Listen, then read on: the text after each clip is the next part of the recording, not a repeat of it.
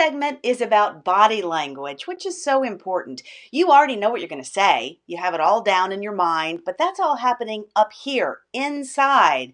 What we want to do is talk about how important it is what you do with the rest of your body, because the key is it makes other people feel more comfortable, and the more comfortable the other person is, the longer they will listen to you. They want you to be comfortable, so this is what we're going to do. We're going to practice some things to make them think that you are comfortable, even if you're not.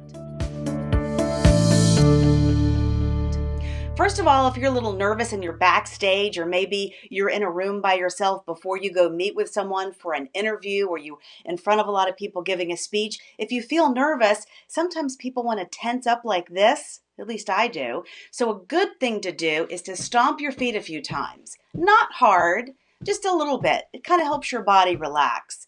Another great thing to do is roll your shoulders, if you want to try that with me. It feels good anytime, but it also helps you kind of look more relaxed right before you get up to give your speech. So those are two really important things to do to help you feel more relaxed. So let's start from the feet and we'll go up, talking about the body. First of all, where do you put your feet? Just stand hip distance apart. That's fine. That'll be nice and comfortable. And one thing that I think is really important for you to practice and to know is it's okay to move a little bit. You can shift your weight a little bit. It makes you look more comfortable, certainly makes you feel more comfortable. It also makes you look more in charge. If you've ever seen somebody talking and they're just standing like this and not moving, you might think, oh, they're nervous. And that might make you feel nervous for them, and you don't want to listen. You're just wanting them to hurry up and finish. So you don't want that. You want to stand comfortably and feel free to shift just a little bit if you need to. Maybe once a page, once every other paragraph. That's a good rule of thumb for that. Don't lock your knees. I know you probably have already heard that, but don't stand really stiff. Some people have a really hard problem with that. So again, feel free to move around and shift a little bit. Wear comfortable shoes. That always helps too. Next, let's talk about your hands and your arms. So this is the tricky part. When I first started anchoring the news, I was so nervous. And the shot and the camera was about here up. So I thought nobody can see my arms and hands. Nobody knows what I'm doing. So I did not move them. And my news director called me in a few weeks after I started and said, "It looks like someone has tied a rope around your arms. You're not moving." And I thought, I guess people realize that I'm not moving because they can kind of see that. So I look like I was just tied up. So here's what you have to do. You have to move even if you don't necessarily want to or think you need to. It makes you look more comfortable. So here's my suggestions on that. Every other sentence, you can make a small gesture, just something small like this. It makes you look comfortable. You can put your arms down, one hand up. Again, maybe once a sentence, if it's long enough, once every other sentence, that's good enough. Don't overdo it. I have a tendency sometimes to start talking with my hands, and you probably know people who do this, and that's distracting. One thing you don't want to do is be distracting because people are looking at you. You don't look comfortable at all. So you want to think, first of all, of kind of small movements, small gestures. But maybe once a paragraph, you want to do something large. If you are giving an impassioned speech about something that's really important to you, you might want to do something like this or something like this, but don't overdo it.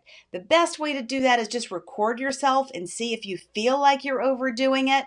Again, small gestures are great. Every sentence, every other sentence. Save large gestures for once a paragraph or so.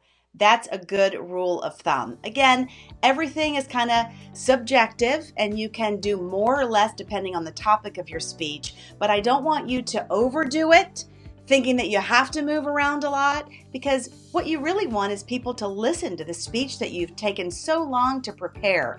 That's what's really important for you. All right, so we've talked about shifting your weight every once in a while, gesturing small gestures, maybe a large gesture every once in a while. Now let's talk about your face. Again, what you're thinking about, at least for me, is I'm thinking about all the stuff that I've prepared and I've memorized my sentence and I'm trying not to think. So number one is my eyes. I have a big problem with this. I don't really have to blink, Some people blink a lot. I don't have to blink at all. So when I first started anchoring the news, I never would blink. And I look like a deer in headlights. And believe me, everybody I work with let me know. Blink.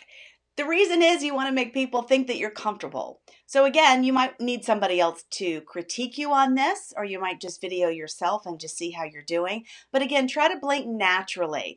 Kind of relax your eyes. There's no reason to just do like this and think about what you're saying. Out of personal experience, that's my advice to you. Feel free to blink when you need to, or even if you don't need to, if it makes you look more natural. Second, look pleasant, okay? Nobody wants you to be angry, even if you have an impassioned speech and you're mad about something. My thought process on that is if you look angry, you're going to make me want to move back a little bit and stop listening, and I can't wait till this is over. If you have a serious topic that you're impassioned about, look concerned.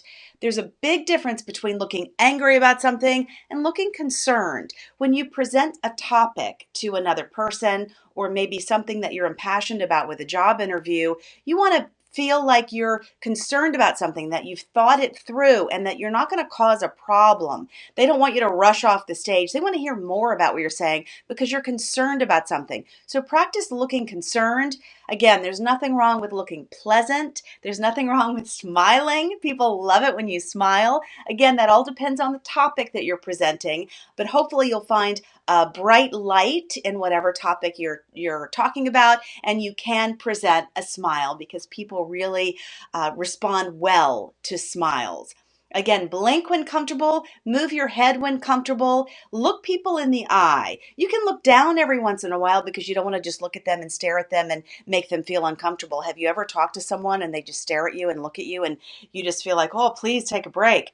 Yeah, I felt that way with people talking before. So feel free to look down sometimes or look up if you're talking about something. If you're in a big crowd of people, you can scan the audience and look around as you need to. And the great thing about that is you don't have to make direct eye contact because you're so far away and there's so many people. They're not going to know if you're actually looking them in the eye. So just feel free to scan around. But if you're in a small group of people, like a job interview, for instance, you'll want to look around at every person in the eye, but feel free to look down if you need to, look up if you have notes. There's nothing wrong with glancing down at notes. A good key for glancing down at notes, if you have a lot of numbers, it makes the audience feel more comfortable. If you're double checking to make sure you're right, it makes it look like you have prepared. And it's also just a casual thing to do. You've got this, you're relaxed, this is your home, you feel good, you can look down and keep talking, even if you don't really need to. There's nothing wrong with that. It makes you look prepared and confident. So all of these tips about body language are really important, again, to make the other person feel more comfortable, because the more comfortable they feel about you, the longer they'll listen. And that's the key. You want to be not distracting at all with your body language to distract from all of the effort you've put into your speech. I hope this helps.